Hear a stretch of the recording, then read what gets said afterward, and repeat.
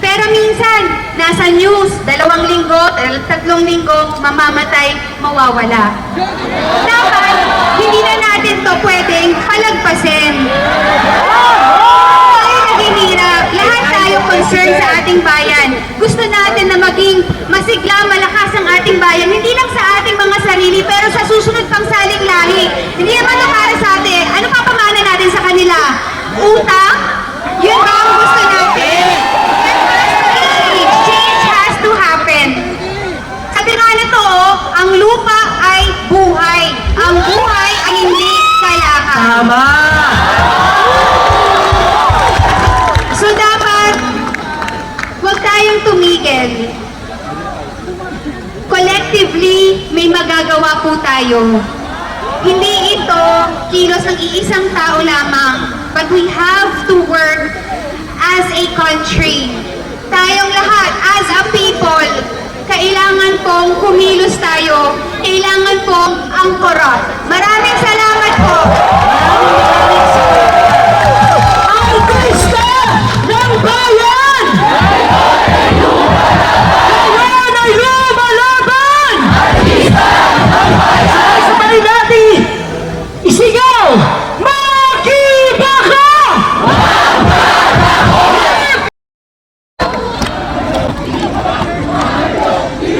Pakibaka daw! Makikita yung iba!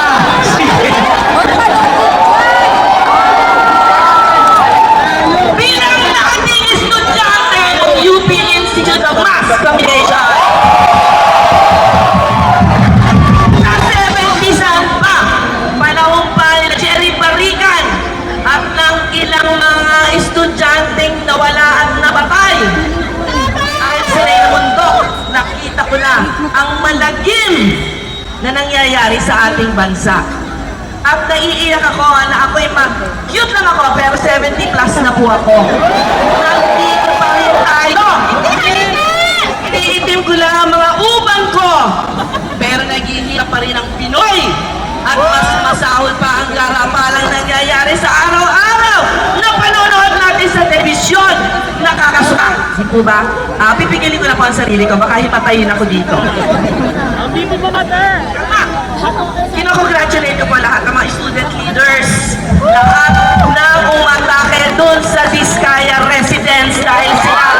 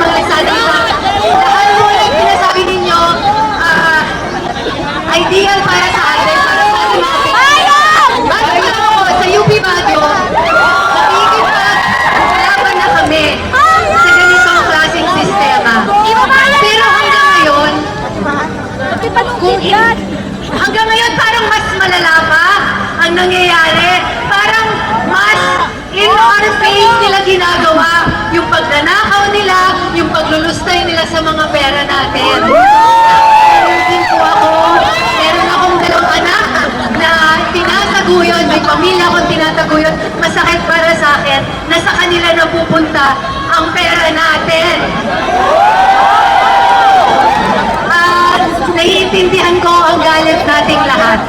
Pero I think mas importante na bantayan natin ang kilos nilang lahat. Mag-umpisa tayo sa pagiging vigilant, sa pagbabantay.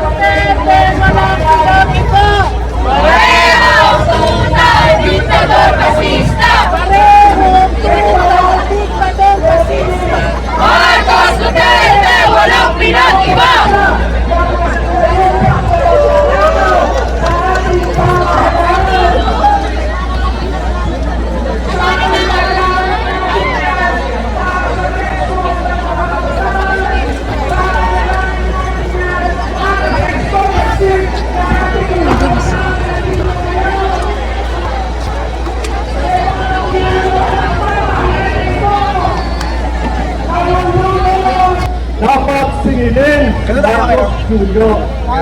sa mismo ang pumirma sa pambansang budget na puno ng gold barrel at ang mga 1.5 billion confidential at intelligence funds ni Marcos Jr. ay dinagdag sana sa PGH. Halos na doble na sana ang pondo ng PGH. Kung inaalabay natin ang kalusugan ng 1.5 billion pondo para sa mga infrastruktura kasama ng tatlong gold projects, mapupuno na sana ang 1.5 trillion na GDP na para sa kalusugan na rekomendasyon ng World Health Organization. Yan po nakamamatay ang korupsyon sa ating pamalaman. Dapat managot lahat ng sangkot sa korupsyon. Managot ang lahat ng sangkot sa korupsyon. Mas kaysa tayo, pumindig at pumilos. Wala walang paglaban sa karapatang pagtao at hindi at panawagang korupsyon sa pamahalaan. 53 taon na ang nakalipas at ang mga problemang ito ay patuloy na nananatili at kinakaharap ng taong bayan katulad ng korupsyon, pagtanampok sa kaban ng bayan. Ang korupsyon ay isang paglapak sa karapatang pantao ng sambayanan. Ang panawagang pagtanampok sa kaban ng bayan ay umahandog sa araw ng pagkakit sa karapatang pantao. Ang korupsyon ay nauugat sa isang kultura na pagkasarili at galing na umiiral sa hanay ng mga politiko at siyang ng gobyerno. Karapatang pantao! Ipaglaban! Karapatang pantao! Ipaglaban! Salamat po.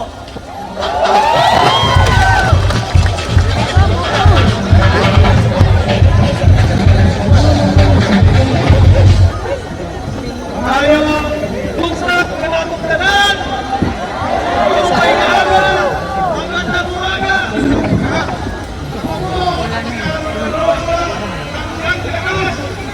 minsan programo, alas, pista, pero tulad ko ngayon,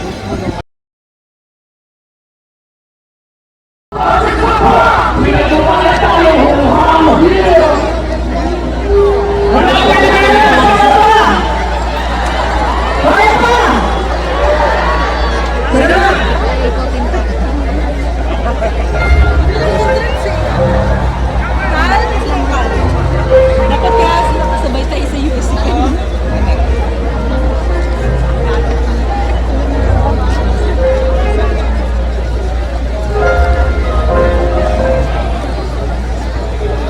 Walang dapat kalimutan! Walang dapat na walang bahay! Dapat dapat tayo matay!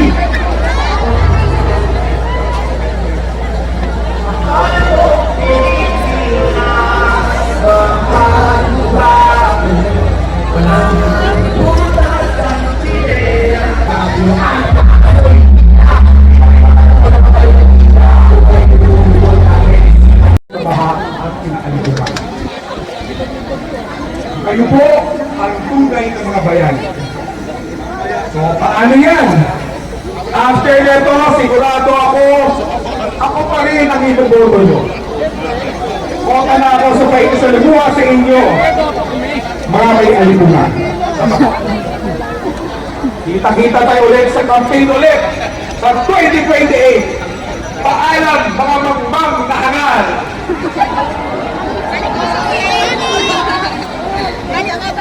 On a serious Doon, bakit ikaw nag-isip na magdala po ng One Piece na plan?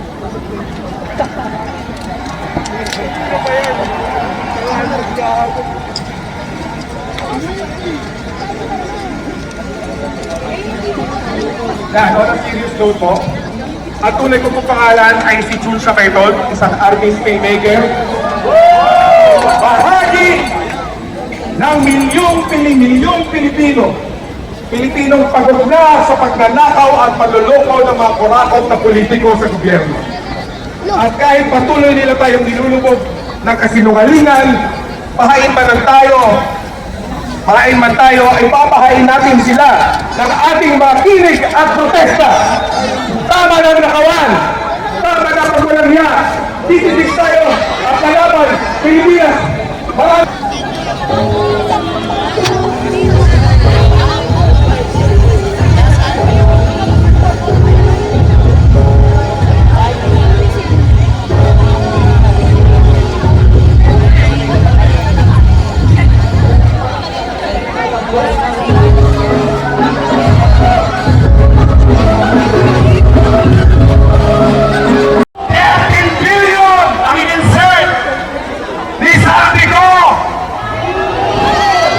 Meron pa rin siya nagulong sa akin na hindi nyo alam. 12 billion ang ginawang pabaon kay Grace Mo! Ano ang gagawin natin sa mga kurakot?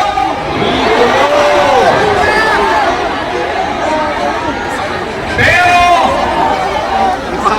ano ang gagawin?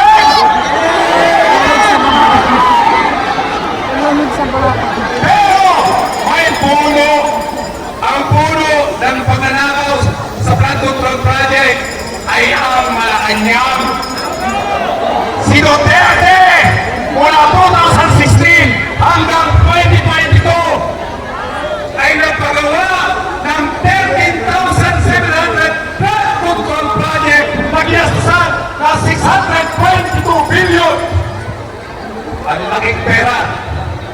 Si Marcos nagpagawa ng flood control project na 9,800 flood control project na ginasusan ng 545 billion.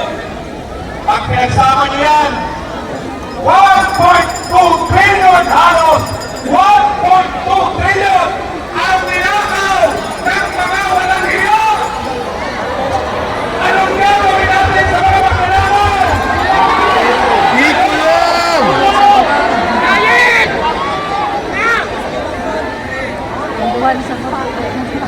Dapat tutulong ng tulong. Pero dapat sila makulong, dapat tutulong. Pero huwag na natin palalabasin. Dahil pag natin palalabas, nagiging sila doon. Kailangan nyo yun? Mga kasama, bilang panghuli,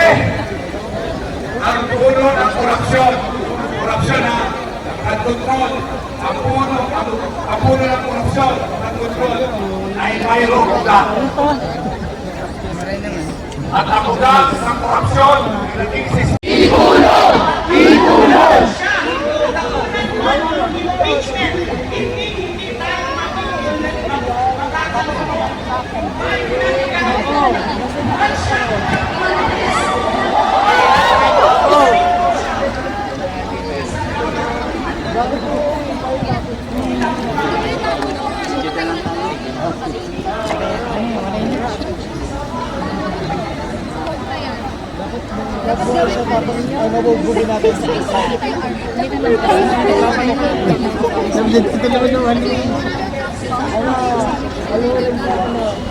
Sa luwag-luwag natin dito.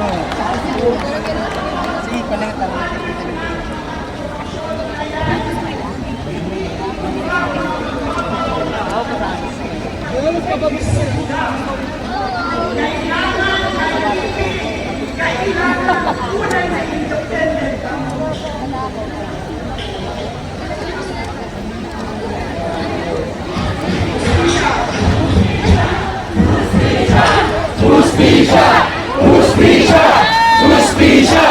Dapat lahat panagutin at kung talagang seryoso si BBM.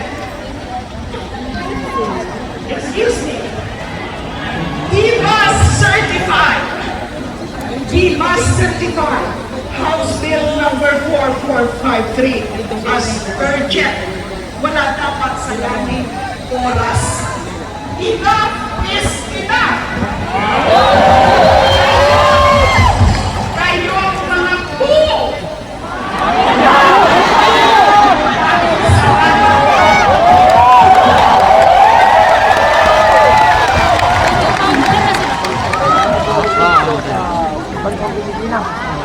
Magandang hapon, umaga po sa inyong lahat. Ako po si Teddy Casino ng Bago.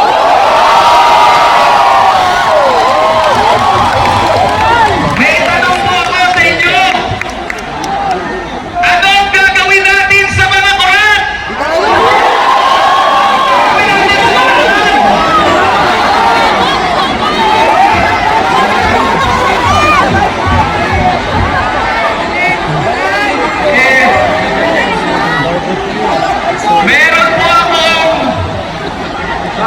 Meron akong kaibigan na reporter na birthday.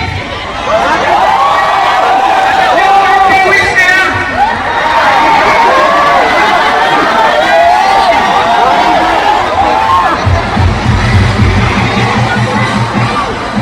Hindi ako ito, ha? Reporter nagsabi. Sabi ni reporter, mamatay na daw yung mga korat.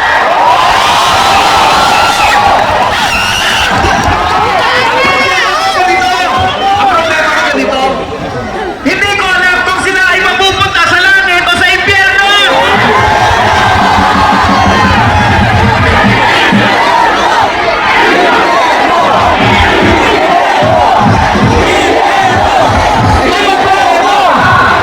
Ito po ang problema. Pag namatay yung mga korap, kakalitan lang ng kanilang mga kamag-anak! O kaya mga kapartido! Kasi ang problema sa Pilipinas ay sistema! Sistema na ang korupsyon sa atin! Di ba ang tawag nila? SOP! Standard Operating Procedure! Ganyan na po ang kalakaran! Ang mga nasa gobyerno, nagiging negosyante! Nagiging kapitalista yung mga burokrata at yung mga negosyante, yung mga kapitalista, nagiging congressman!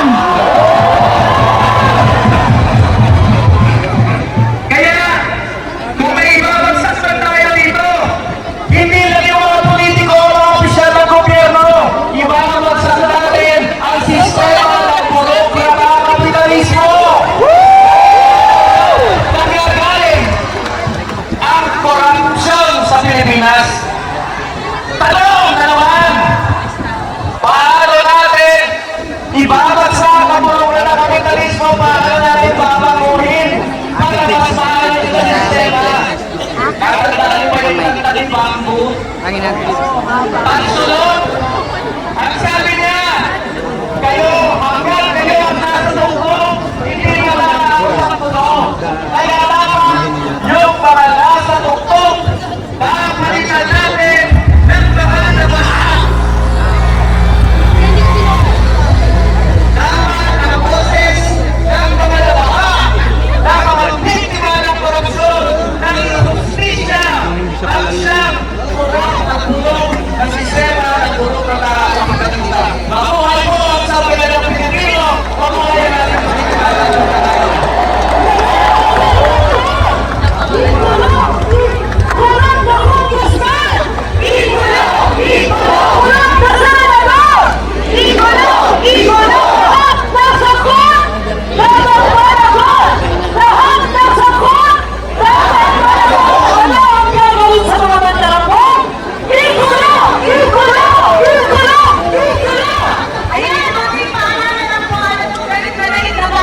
Pero sana ayusin mo muna lahat ng mga alay.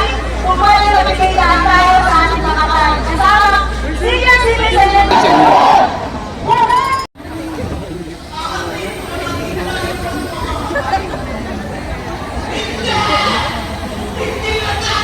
Saan na rin sila?